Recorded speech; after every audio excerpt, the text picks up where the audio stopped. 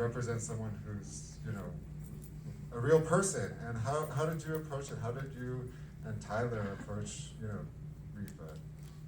Well, You wanna go? Sure, I'll go. Hi, I'm Tyler, played Reefa.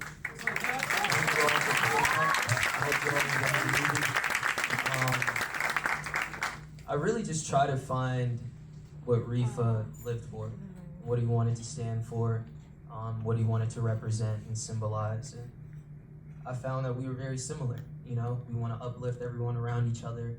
We kind of want to leave something behind and just express and create ourselves. Create no matter what situation. So that was pretty much it for me. Yeah, in my casting of Tyler, it was really important for me to find someone who just had that soulfulness. And when Tyler sent me his tape, I mean, he didn't even have to say any words. I wasn't listening to his words. I just felt like after so many years of listening to stories about Israel and everything he stood for, that's what Tyler stood for, and it just came out on the screen, and I think it came out on the screen. So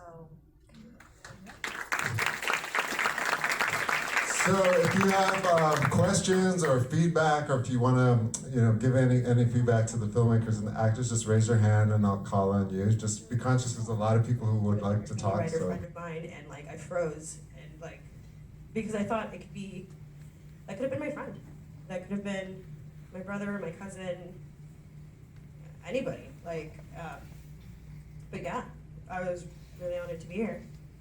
Yeah, I also remember that moment when I heard about it. It's just like, what the fuck? yeah.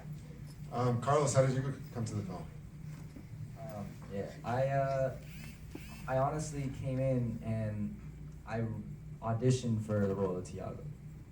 And as soon as I booked the audition, I walk out the door, I get downstairs.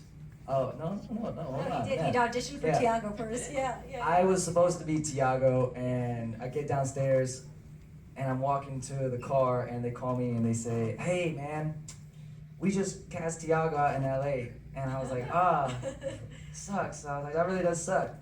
And they told me to read for Felix the next day, and it was honestly it was awesome. I loved it so much. It was such a strange way of coming into things. So going through filming, I kind of learned everyone's lines, and I just went on this journey with this character and meeting the real people that had to go through this tragedy. It made me really, really got me into my Miami spirit. Miami born and raised, probably never leaving, so you know what? Let's do it. Well done. More questions? Up there in the blue? Yep, near the back. I was just wondering the decision to not show the final artwork that you did on the building. I was just wondering what went into that decision. I mean, well, the original artwork obviously was taken down pretty fast. It was covered and whatnot. I didn't think that's what it was about. You know, I thought that he was there with a pure purpose to try to create something, and at the end of the day, had he been able to finish it, I would have shown him. Yes. Yep. In the orange. Jessica, it's an incredible film. Most important, it's so timely. Yes. Had you done this last year or 2 years ago, it's not going to have the impact that it's having. More cognizant of it, so hopefully that will have an impact. I don't know. You want to speak I to can that? add, yeah. Yeah. So after the case and after it hit the news and people started investigating, the company that actually issued the tasers, they changed the model that the police officer used in the killing. And their budget for tasers, the Miami Police Department's budget for tasers was like $500,000, like half $500,000. Yeah, they changed it, and now they have like a law. Honestly, it's a very performative bullshit law that they don't really use. That changes the way they train for their new tasers, but it in no way has. There's no statistics behind their new effects or their new measures. So it's just kind of like, okay, we'll do this so the news can shut up, but we're gonna carry on and actually promote the guy who did the killing. So Can I add something to that?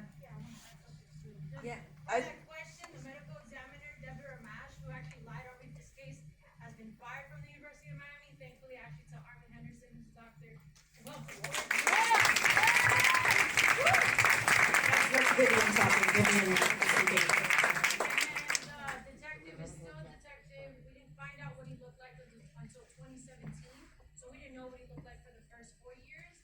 And then the person who was the chief of police when Reefa passed away got moved to downtown when Ultra was being moved from downtown to Key Biscayne. And the person that got moved to the chief of police is a police officer from Colorado, who in Colorado has killed, I think, 10 unarmed black people, and now he's the chief of police in Miami.